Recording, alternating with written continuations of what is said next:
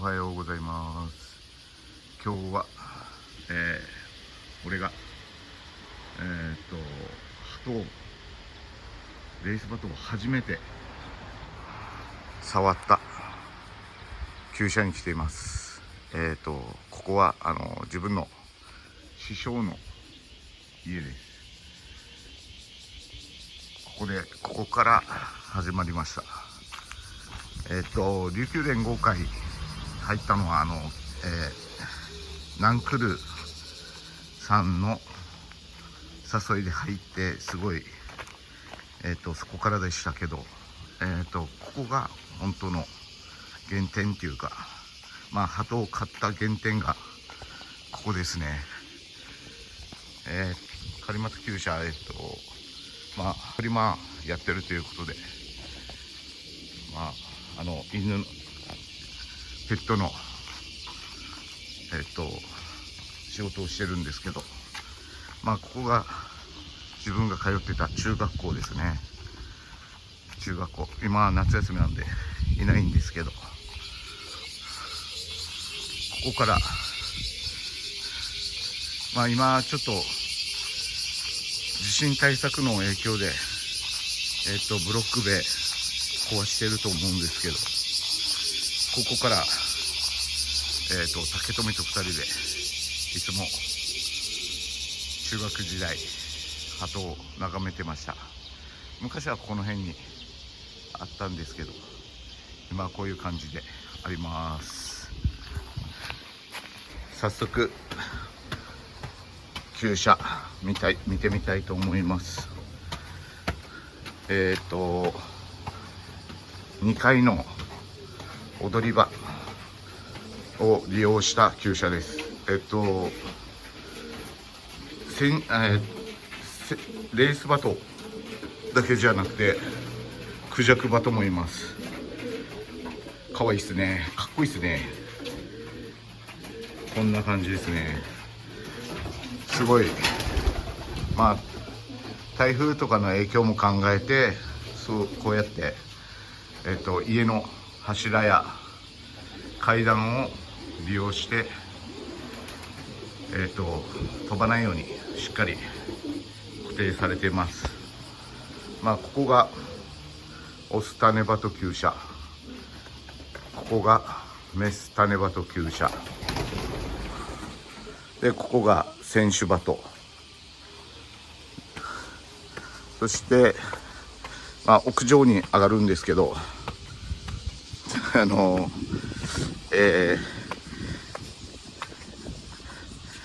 ここはまだ何も使ってない厩舎ということなんですけど、クジャクバトのクジャクバトをここで遊ばすような感じで作ったみたいなんですけど、すごくもったいないぐらい、これで選手バトにした方がもしくは種バトにした方がすごくいいんじゃないかなと個人的には思いますけど、まだ鳩は入れてないそうです。選手厩舎こんな感じですね。すごい鳩が落ち着きそうな感じです。やっぱり第一に鳩のことをっていう感じですね。それが一番の教えだったので、なんだか原点に帰ってきて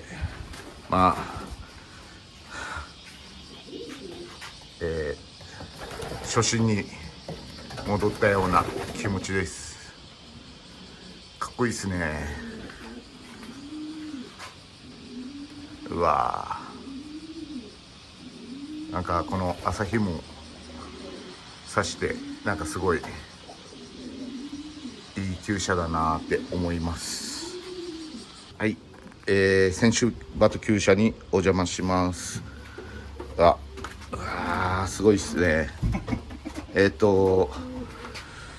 厩舎内はすごく風通しがいいです。で、鳩のために考えられてるような本当に設計ですね。いやもうどこに泊まってもいいような感じで泊まり木があります。いいですね。はい、紹介します。狩俣智勝さんです。自分の師匠です。今日はよろしくお願いします。選手バトと種バトの紹介をしてもらいたいと思います。はい、はい、ではこれは一発目、これは何のラインですか？翔太のところで飛んだ300キロ3回飛んだ純の終盤、はい、翔太が600キロとつないで送ってきた、はいはいはいはい、種にした方がいいんじゃないかっていう、はいはいはい、あれブラックのメスに、うんうん、林さんのところから来たファンスピターの近親の取りかけた。これちょっとどっちかっていうとメスの方に出てるかなって感じ。この肉質がやっぱりでも、林さん独特のなんか横に四角いというか、張りのある、ファンスピタール独特の皮もいかにもここのシューマンゴーそうですね、目とかはうわー、両親とも銀目だから、お母さんはバイオレットの銀目、林さんのところのはもう白い銀目でちょっと筋が入ったみたいな感じの、目とかはこの銀目同士でも全然気にしないで配合するんですか？まあいろいろ人によってはやっぱ銀目同士は嫌だとか、そういう方もいるんですけど、基本的には、うちではこの目の後ろ側からこのライトで照らしたみたいな透明感のある目、基本的に透明感のある目っていうの多いんだろうけど、さらに後ろからこの光を照らして、なんていうんだろう、後ろから光を照らしてるみたいな明るい目で描ける。でだからみんなが明るかったらいいかなっていう、透明感があったらいいかなっていう。でもし禁止にするんだったら、リトルサンダーで言ったらもうバイオレットの目同士かけたら必ずバイオレット出るけど、基本的には種バトっていう。レーサー同士かける、レーサーでかけるんだったらまず、なんていうんだ、このファンスピタールとゴードンだけど別の銀目だけど透明感があってっていう。銀目は銀目だけど種類が違うということですね。やっぱりその見方としてはこの暗い銀目だったり明るい銀目だったり赤い銀目だったりっていうののその分かりやすく言えばそういう感じっていうことで大丈夫ですかね。でなんだっけな、なんていう油性因子の入った目ってわかる？油性因子の入った目は基本的にはもう種バトムキっていうかもう改良するっていうかもう回転させるのが特化してるから、ああいうのにはかき目かけた方がものすごく鮮明な赤い目とかかき目とか銀目とか目が複雑によりなるから、だからこのなんていうんだろう、油性因子の入った目っていうのはなんか特別に使いがなんか自分からするとすごく引き出しが多い。今言ったのなんかとは違うこの油性因子の入った目。なんか何パターンかに出るっていうことですね。その目から。すごい。なんかやっぱり飼い主の身長に合わせた厩舎作りですね。なんかつかみやすいですね。これは、そうファンスピタールに、リトルサンダーのライン、スピードマスターの孫、でこれはもうファンスピタールに食われてるっていうか出てるんだけど、かき目はこれはゴードンのかき目で、表情もねうちの鳥じゃないみたいな表現みたいな。そうですね、確かにどちらかというとブサイクな、あんまり自分好きじゃなかったけど慣れてきたみたいな。うわやっぱり今までねオリジナルだけ使ってきたけど、この林さんの鳥が来ることによってなんかこの掴んだことないような肉質、なんか最近はめっちゃ楽しいというか触ってて。これは林英二さんのところの、ファンスピタールとかなんですけど、特徴としてはどんな感じなんですかね。この例えば林さんのファンスピタールね。そうですそうです。林さんのファンスピタールはなんか林さんも言ってたけど、掴むとこの羽をなんか上にこうグッと上げるバランスの悪い鳥って言うけど、林さんのところで触った鳥もこっちに来てる鳥もヒナなんかもそういうのはいなくて、でもなんかそのなんていうんだろう、肉質がもうすごくいいっていうか弾力があって、一応確かにこの鳥もなんかちょっと肩を上げるような感じの仕草しますけど、でも別にぐにゃぐにゃっとするよって言うけど、自分からするとそんなにそうですよね。なんかそこまでですよね。そうで、林さんのところでオスはスマートで長くて、キルも低い感じ、でメスはでも肩幅があって、ちょっと短いイメージの、どちらかというとメスがちっこく感じるのかなっていう鳥仲が多くて、皮もなんかこんな感じになって野生味たっぷり。すごい。で銀目が多いんだけど柿目がなんかちょろちょろっといるっていう感じ。柿目もそういうなんていうんですかね、濃ゆい感じではなくてちょっと、そうそうそう薄い感じのね、薄い感じのなんかオレンジ黄色みたいな感じですよね。そうなんかでだけどこれがどんどん成長していくとまた少しずつ変わっていくような、これはこの厩舎で一番若いからまだこんな感じかな。やっぱりその鳩は最初の教え通り 2,3 年変わるような感じですかね。そうでうちの鳥はだから3歳までは変わるっていう感じであるんだけど、で基本的に3パターンぐらい変わるわけ。でもなんか変な話、林さんのところの鳥は、この何ヶ月かでめっちゃバーバッと変わってくるわけ。毎週触っても違うし、7回ぐらい変わってるんじゃないかなぐらい。すっごい変化が。でちっちゃい時にこんなんでいいわけっていう変な作り、なんていうんだろう、出来が悪いのかなと思うけど、も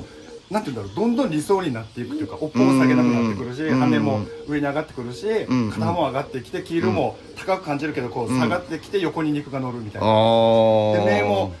ってなるけどどんどん複雑になってくるっていうか、変化がすごく面白い。だからやっぱりよその鳩だからいけつで入れてるから、今までね見慣れてきてるお家の特徴なんかのワンパターンじゃなくて、なんかい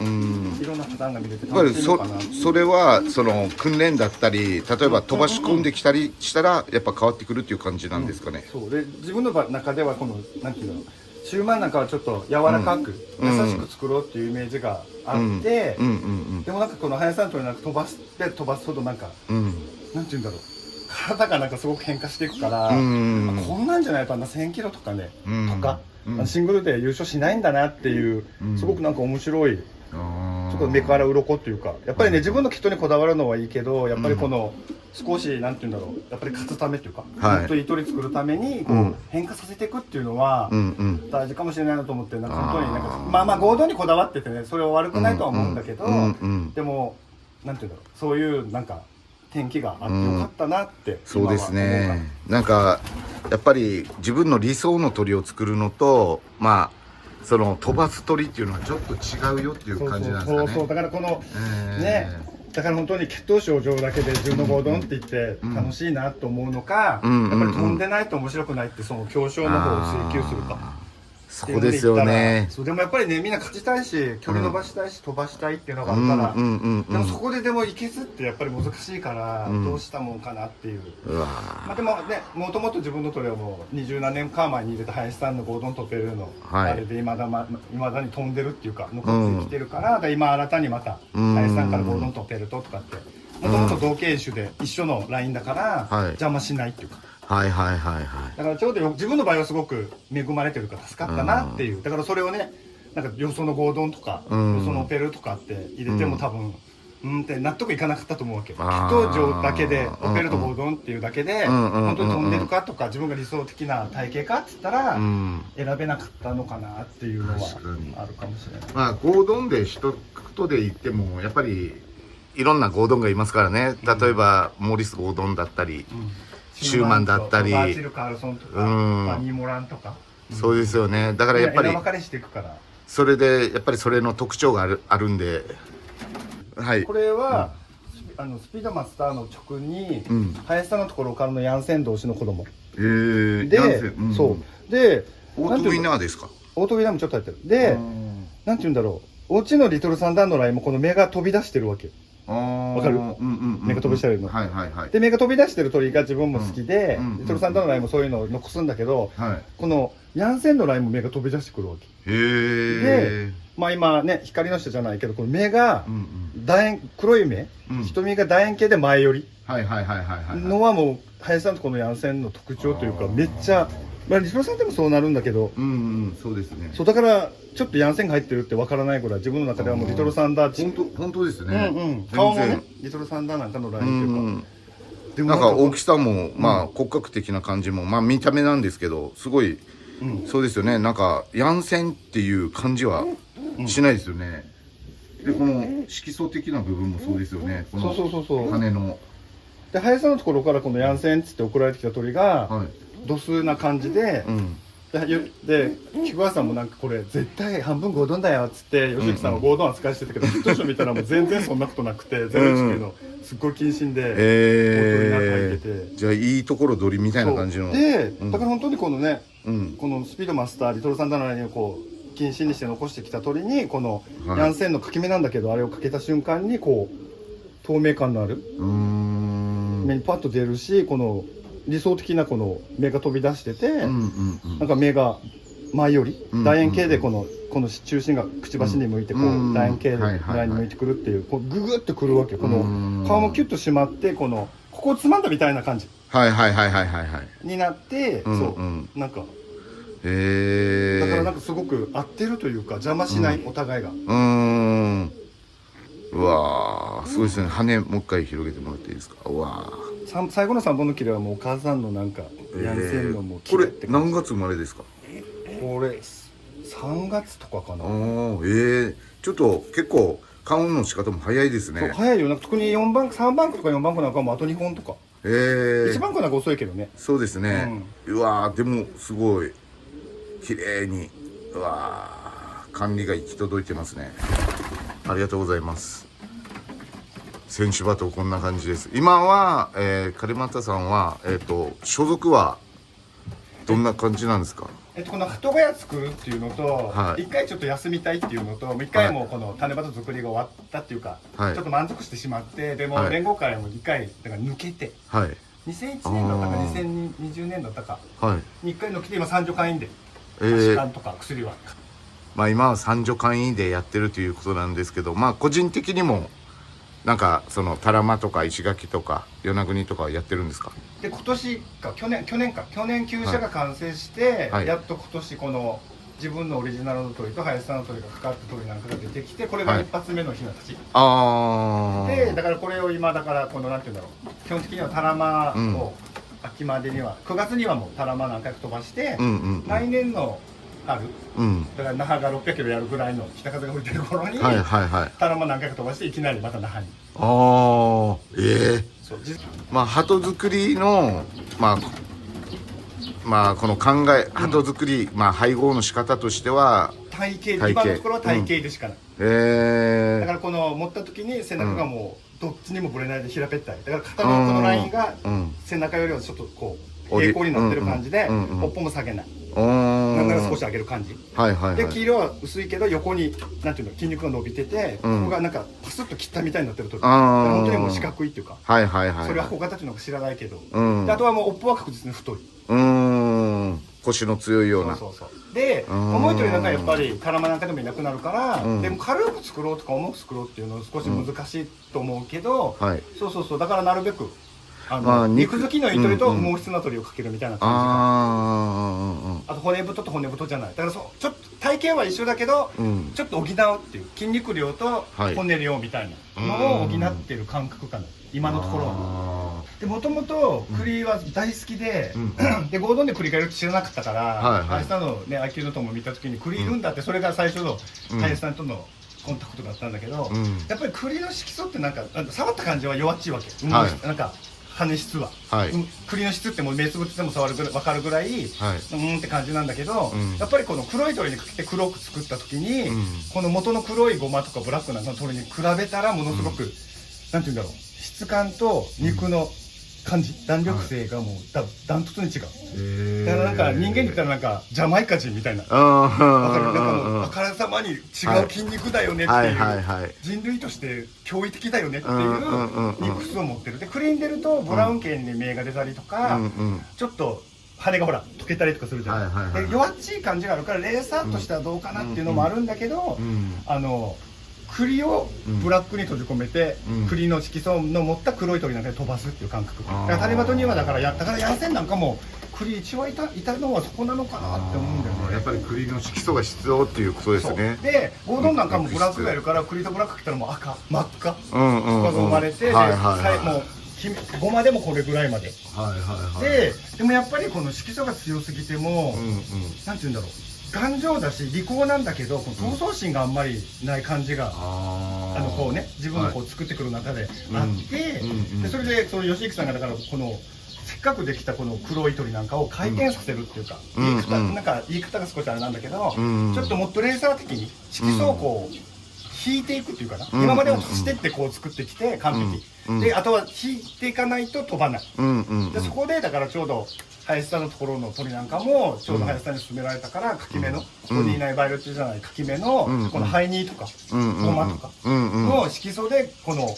レーサーを作る。これなんかから色素をちょっと抜いていってキレのあるレーサーを作る。じゃあこういうのよりはこういうのが絶対飛ぶはずなの。これなんかはもうどちらかというか今までのオリジナルの種バトムキというか、でも今までこれでやってきたから確率が悪かったのかなっていうのもあるけど、そうだからこのねこれからはこう回転させるっていうか C を色素を。だから灰の鳥昔めっちゃね合同にあんまりいないからあんまり好きじゃなかったんだけど、林さんのところに行ってきてからはもう林さんも「灰が飛ぶんだよ」なんて言うからめっちゃ楽しみ、灰の鳥なんか飛ばすのが。だからその灰に変えていくっていう作業も必要っていうことですね。そうそう、灰とかねゴマとかね、このブラックなんかじゃなくてっていう感じなの。なんかこのバンドの付き方もちょっと前とはやっぱりちょっと違いますね。なんかね、やっぱりこれも3分の1ね林さんの頃からの合同が入ってるから、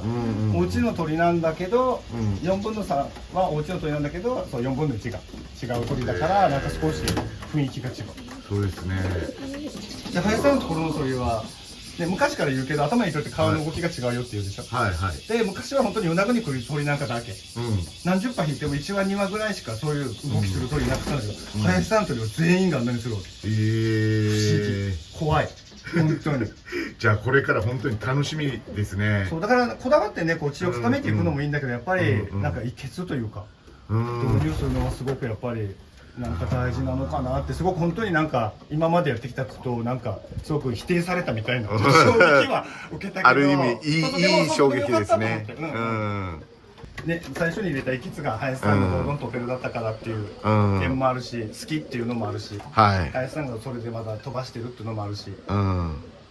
当になんかスッとした縁でうまく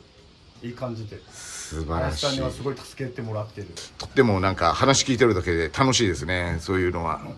自分なんかのオリジナルも元にして林英二さんの鳥がそこに入っていくような感じの作りっていうことで、こだわりがあったという、最初からこだわりがあって合同も食ってたということで、でもあの鳥見つけなかったらやってないかもしれないけど、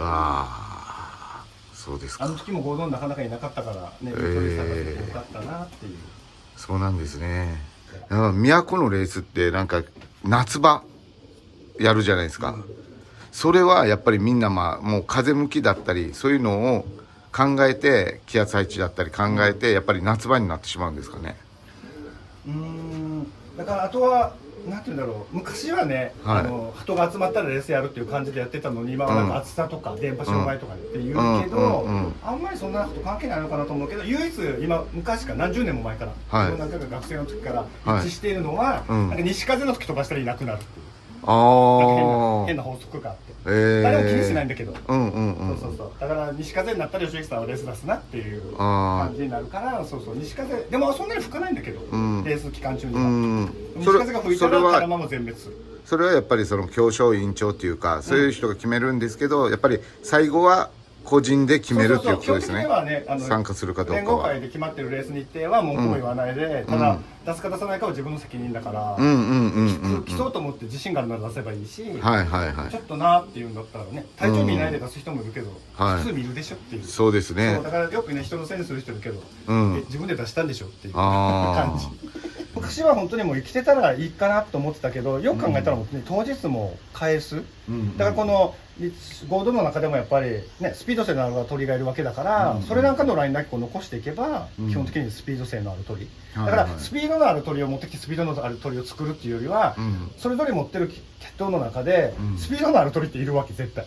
それを重視してみて、なんでこの鳥だけスピードが出るんだろうとか、体型見るか、あとはこの鳥のラインを残す、これの子供を残すってやっていったら、確実にスピード性のある鳥っていうのがこの自分の厩舎の何系でもね、そうそうだからみんなね合同ってなんかねなんかゆっくり帰ってくるイメージだけど、基本的には早いからねみんなね。そうですね、確かに。そうだからスピードのある鳥がたまたまリトルサンダーのライはこう残ってるっていうのがあって、でもやっぱり今の流行りでもやっぱりスピード性のある鳥でやったらみんなねちょっとなんか今流行りのねちょっとなんか輸入バトナー買おうと思うけど、そういうことじゃなくて、だから買ってきてもいいんだけどその中からスピードのある鳥を見つけ出す。そうそうだからねいるさトップで帰ってくる鳥、それでスピードがある鳥と思えばいいだけだと思うんだけど、あそうですよね、方向判定がもう一瞬で分かる。そうだからね、もうこっちと決めたら飛ぶ鳥がスピードある鳥だと思うわけさ。それに対応できる肉とか羽とか、そんなの本当に一握りだからそれをどんどん増やしていくっていう感覚でいいのかなと。だからスピードつけようと思ってヤンセンって安易すぎるし、そうそうそうだからそういう感じかな。自分は好きな血統でスピードのある鳥見つけて自分のね血統っていうか人に仕上げればなんか変にね悩まなくてもいいのかなと思うけど。そうですね。なんで俺の鳥スピードこうないんだろうとかじゃなくて、だからスピードある鳥見つけるまで頑張ろうみたいなとか変にね持ってくるのは早いけど低い輸入バトってね合うのがまで時間かかるし。でも23なんかもよく言うけど3年は新しく厩舎作ったり、新しい鳩入れたら3年間は我慢して帰りなさいっていうわけ。なんかそれが落ち着いてきたりとか種バテが落ち着いてきたりとか、厩舎に都の水になれるとか、そういうこと言ってるんだと思うけど、なんかそう分かるような気がする。確かに急に内地から来た鳥羽毛していいなって思うけど、翌年は変わってますからね、沖縄の。沖縄に行ったらもう本当にね暑さでやられるから羽毛が多分減るんだよ多分。だからね親の子供しか生まれないわけだから、やっぱり最初の子供なんかはねなんか気にしないでとか、だからね安定するまでは直にすぐ全部種にするっていうのもいいけど、飛ぶまでは直でガンガン飛ばしてみてもいいのかなと思うけどね。素晴らしい。やっぱり変わってないですねこの考えですごくもうずっと何年もいろいろ聞いてきたんで、やっぱりなんか気が引き締まるというかいい感じですね。やっぱりやっぱ原点に戻るっていうのはやっぱりそういうことなのかなって思います。ありがとうございます。選手厩舎選手バトでした。ありがとうございます。